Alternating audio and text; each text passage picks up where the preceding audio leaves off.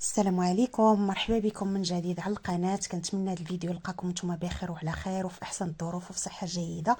نهار جديد مع اقتراح جديد. كيف ما كتشوفوا على الصوره غنشارك معكم المسمن المغربي على حقه وطريقه بالطريقه ديالي. كيجي زوين وكيجي مورق من الداخل وكيجي الورقه على اختها كيف ما غادي تشوفوا معايا دابا في الصوره. كيجي محلول من الداخل بواحد الخلطه اللي ساهله وبسيطه ومتوفره عندكم في كل بيت، اللي كتخليه كيجي هكا مفرك، كيجي مورق وكيبقى معكم رطب لمده طويله. هانتومايا كيف ما كتشوفوا كيجي اكثر من رائع، وحتى المذاق ديالو كيجي لذيذ. هكا نوجدوه للكوتي ولا للفطور، وعلاش لا تعتمدوه حتى مشروع هكايا في البيوت ديالكم. بالنسبه للنساء اللي كيبغيو يخدموا غير من دارهم تعتمدوه، كيجي اكثر من رائع. واللي خداه من عندكم غادي يبقى يطلبوا لكم روعه في المذاق. ما غاديش نشكروا لكم، غادي تجربوه بنفسكم وغادي نتحكموا عليه. فخليكم معايا باش تشوفوا المقادير وطريقه التحضير. بسم الله على بركه الله. عندي 4 زليف ديال الدقيق الابيض وجوج زليف ديال الفينو وشويه ديال الملح. صافي هادو هما المقادير. اللي بغات تضيف السكر نضيف السكر، انا ما تنديروش في المسمن ديالي. غادي ناخذ الماء من الصنبور، يعني الماء بارد من الروبيني باش غادي نعجنو.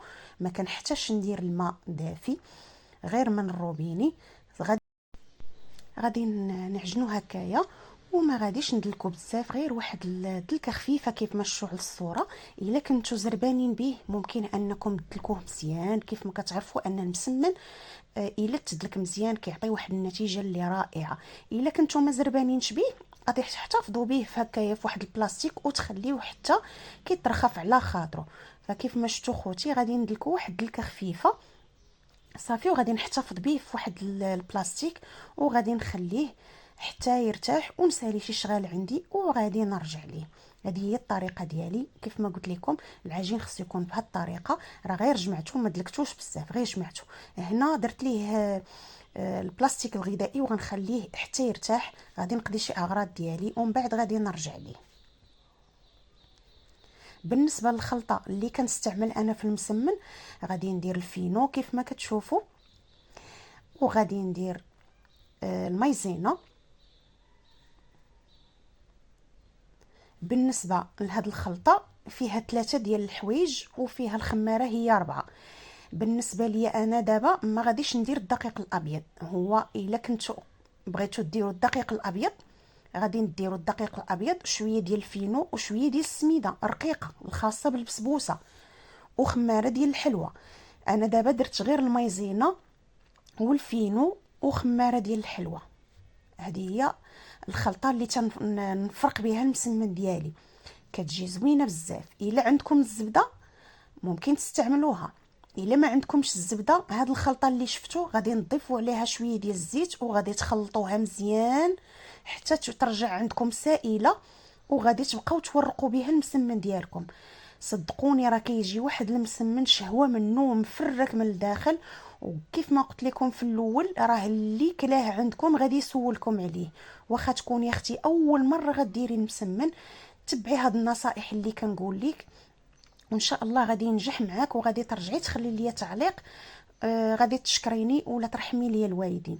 جربت جميع الطرق ديال المسمن حتى لقيت هذه هي اخر طريقه اللي اعتمدتها هذه سنين. كيجي بها المسمن مورق وكيجي شي حاجه اللي ما نقولش لكم عليها، شي حاجه روعه. كيبقى رطب، واخا تحتفظوا به غير في الثلاجه هكايا كيبقى عندكم حتى يومين 3 ايام غير في الثلاجه، وكتبقاو تجبدوا منه تسخنوه كيبقى بحال هكاك مفرك وورقه على اختها. صافي هادو هما المكونات اللي غادي ندير. كيف ما قلت لكم العجينه خليتها ارتاحت شويه هانتومايا، وغادي نبدا نشكل فيها. غادي نديرها كويرات ونخليها ترتاح واحد شويه عاوتاني.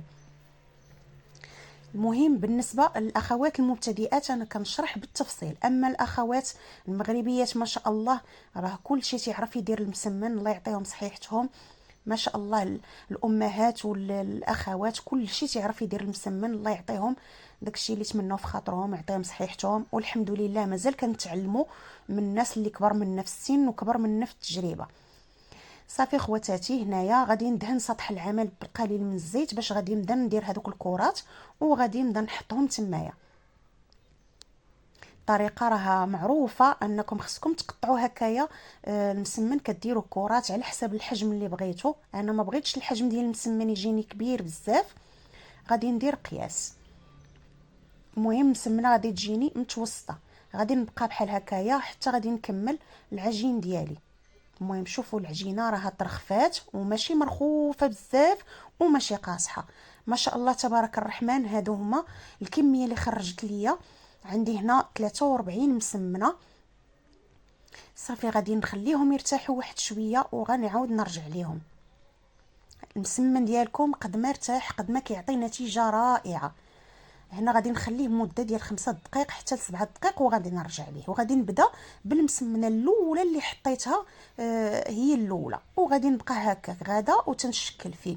بغيتو ديروه ملوي ديروه ملوي، بغيتو ديروه مربع غادي نديروه مربع. المهم لكم الاختيار، عطيتكم غير الطريقه ديالي والخلطه اللي كنستعمل. صافي هانتوما هادشي هو السر ديال باش كيجيني المسمن مفرك من الداخل ومحلول وكيجي الورقه على اختها. واللي كلا عندي تيسولني تيقول لي شنو تديري فيه. ما شاء الله كيجي زوين، وماشي غادي نشكروا لكم حتى تجربوه ان شاء الله بايديكم وغادي تعرفوني علاش كنهضر. من بعد ما غادي نخليه دابا يرتاح غنبدا نورق فيه. انا بديت بالاولى، ما لقيتش هنا اللي غادي يشد ليا الكاميرا. كنوريكم انني كنبدا من الصف الاول، من المسمنات اللونين. هادشي كنشرح بالتفصيل للاخوات المبتدئات اللي عاد بداو في الحياه. كنشارك معكم الطريقه. شوفوا لي المسمن ما شاء الله راه جا مرخوف. هنا كناخذ شويه ديال الزبده تندوزها هكا في ايديا وكندوزها على العجين ديالي. كيف ما قلت لكم راه ما لقيتش اللي غادي يشد ليا، انا تنصور بايد وكنخدم بايد. صافي غادي نتنيه التنيه العاديه ديال المسمن. المهم كيف ما قلت لكم راني خدامه بايد وكنصور بايد، غير قبلوا على التصوير. صافي غادي نرجع الجهه الاخرى.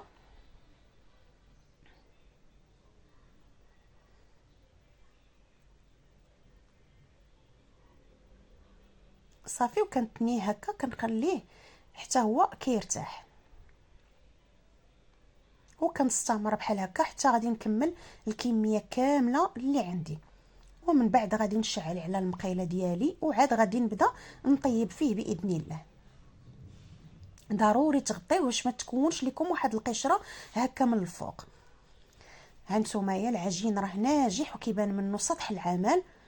وكيف ما قلت لكم اخوتي اللي خدمتوها خليوها هكا تغطى باش ما كتكونش واحد القشره هكا من الفوق.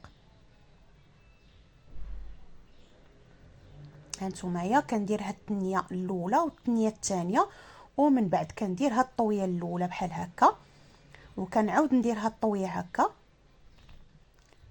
وعاد كنجمعها.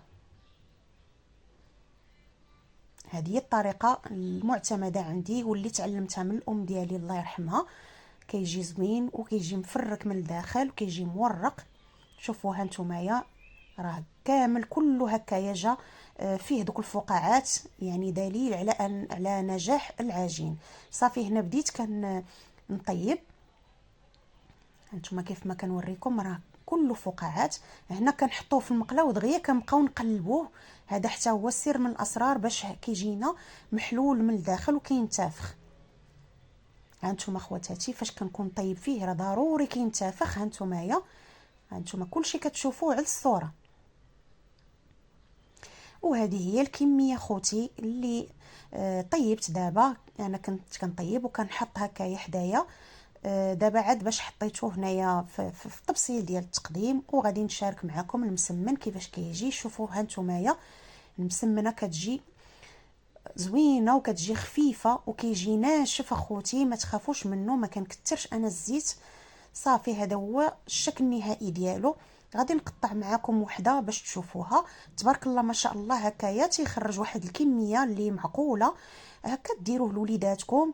وكيف ما كنقول لكم دائما اخوتي ما كاينش محسن من الحاجه ديال الدار كتكون نقيه وكتكون معروفه اشنو تتوكلوا لوليداتكم. وقفه وحده اختي توقفي وتصايبي واحد الطرح كيف ما كنقولوا ديال المسمن وتخليه عندك في المجمد، تخليه هكايا للفطور الكوتي والضياف الغفله بتحميره وجهك. وهانتوما كيفاش كيجي من الداخل اخوتي، كيجي روعه وكيجي خفيف. وهانتوما كيفاش كيجي مورق، راه باقي سخون. فكن نوريه لكم من الداخل. هانتوما الورقات كيفاش كيجي واخوتي، كيجي زوين وخفيف. ما نقولش لكم، كنتمنى انكم تجربوا الطريقه ديالي، واللي نجح معاها تخلي لي غير الرحمه ديال الوالدين. وما تنسونيش من لايك. الله يجزيكم بخير والله يحفظكم يا ربي. وكنرحب بالناس الجداد اللي انضافوا للقناه، كنقول لكم مرحبا بكم والف مرحبا. دائما مع الوصفات السهله والبسيطه واللي في المتناول. نتلاقاكم في فيديو جديد. دمتم في رعايه الله وحفظه.